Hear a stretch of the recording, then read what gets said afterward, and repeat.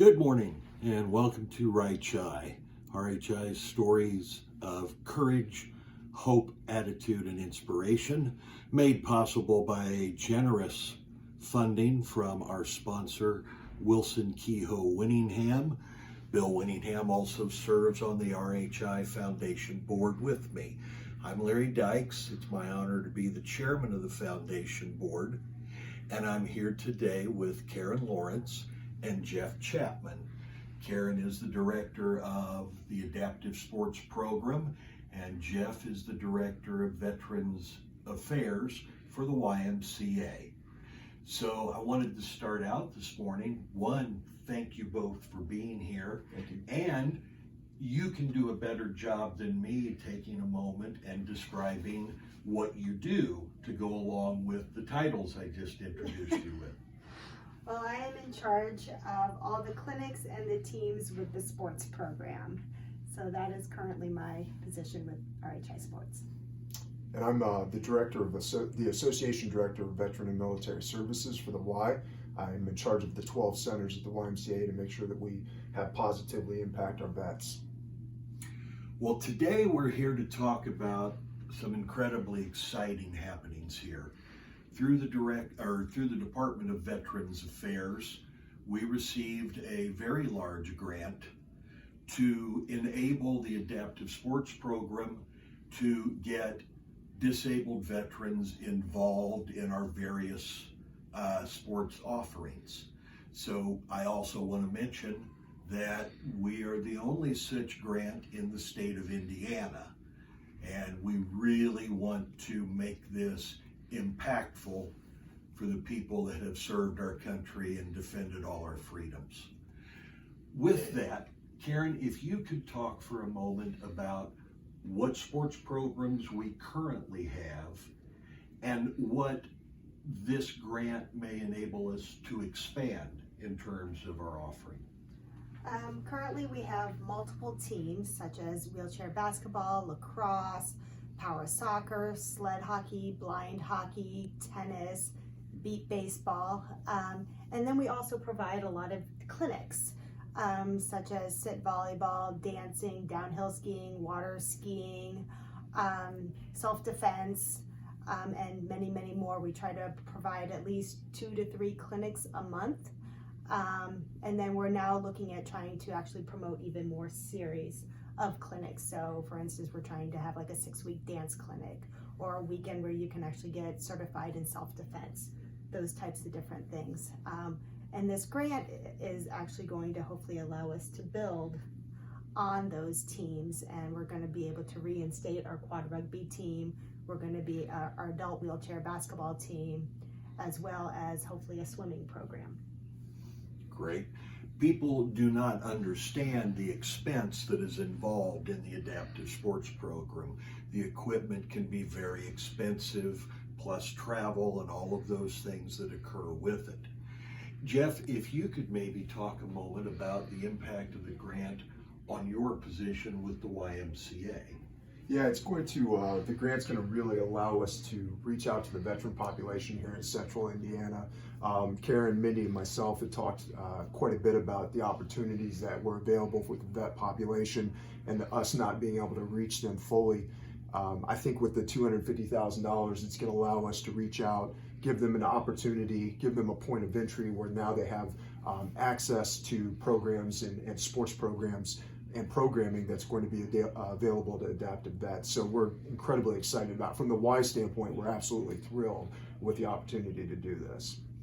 And not to put you on the spot, Jeff, but you are also a veteran. Maybe tell everyone what you did in the service and how that led you to your position. Sure. I was in the United States Army, did a year in Afghanistan, and when I came back, I saw the need for kind of a base level outreach to the vet population, and through the YMCA, it allows us to do that base level outreach. So we want to impact the vet and the mill member as soon as they walk in the door of the YMCA. What this grant's going to do, I think, is give us an opportunity to plug people in that may not be plugged in right now. It's going to give them an opportunity to plug into the YMCA, and I think it's going to give them an opportunity to plug into some really unique opportunities. So we're excited.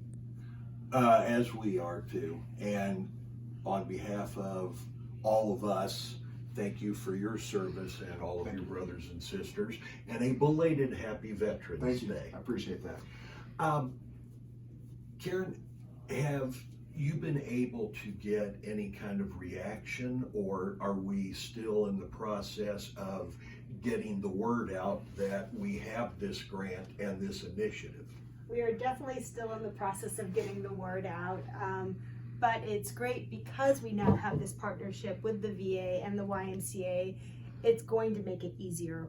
It's sometimes difficult to be able to reach out to the veterans, so now that we have this partnership, we're hoping that it makes it a lot easier so we can get the word out to what they need to be able to do. And Jeff, what is the Y doing or thinking of doing to spread the word on this? Sure. The Y has a fairly good marketing program. We try to make sure that we get involved with the community and let them know what we've got going on at the YMCA. So we're going to use our marketing channels for that.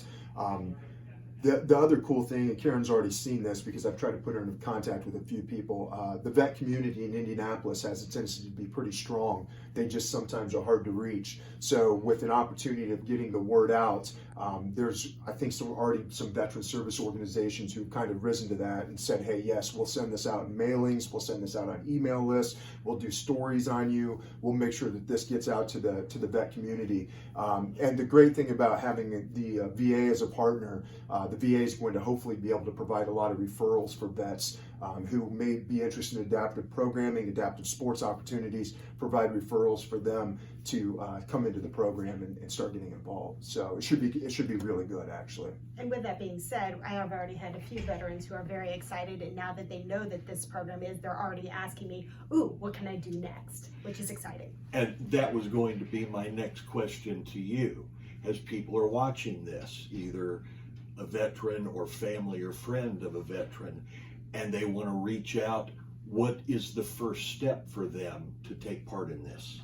I think the first step is to contact us and contact the sports program. They can email us, call us, Facebook us, and I'm sure all of our information is on this page. So that's probably the first step, to let us know. And if we have members of the YMCA who are vets who are looking for that adaptive opportunities, absolutely they can go to the front desk and let them know that they're interested, and the front desk at their local YMCA will take their information and then forward it on to me, and then that way I'll share it with Karen, and we will definitely get in contact with those folks.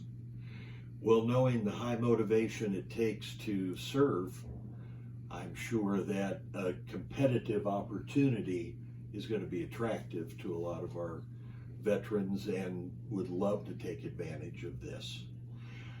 Is there anything else you would like to add in terms of, is there a personal aspect to this for either of you? I think from the personal standpoint is, and Karen and I have had this conversation before, from the personal standpoint with the vet community and even with myself, sometimes once you get out of the service, you lose that aspect of community, and you lose that aspect of being with your brothers and sisters and doing things that, kind of make you a part of that team, and that competitive aspect of being a part of a team. So I think with this opportunity that we have with the $250,000 grant, I think it's going to make a path for some of these folks to get back involved with groups of people who they may have had contact with in their military career, and I think it's going to be very beneficial for them just to get back involved with the military community. You're good with that? I'm okay. good with that. Any final thoughts or requests you would like to make? I just say, if you even have an inkling that you want to come out and try something, you might be, okay, well, I don't know if I really want to be competitive or recreational. You don't have to start off immediately joining a team. You can come out and watch. You can take that first step and saying, I just want to come to this clinic, see what it's all about. I might just watch it, or maybe I'll decide to join in. It's always that first step that is the hardest. And then once you get that first step, everything becomes easier, and you realize that there's so much out there and there's so much more available to you that you might not have thought of before. I think from the standpoint of the scope of the grant, I think that really the neat thing that's going to be available for all of us, the partners in this, is I think from the scope of the grant, it's going to be such that we're going to impact the vet community in a way that's never been impacted before.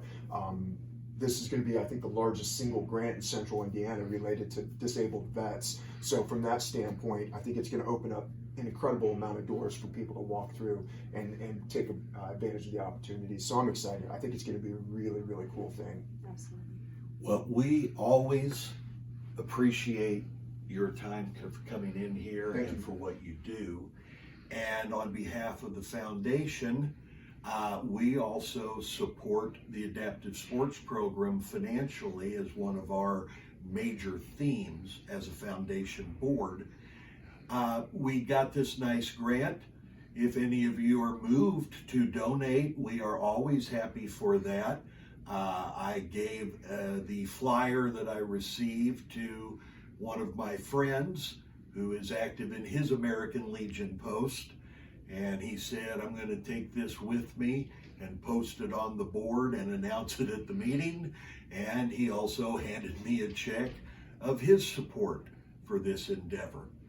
So thank you all very much, and go Adaptive Sports Program.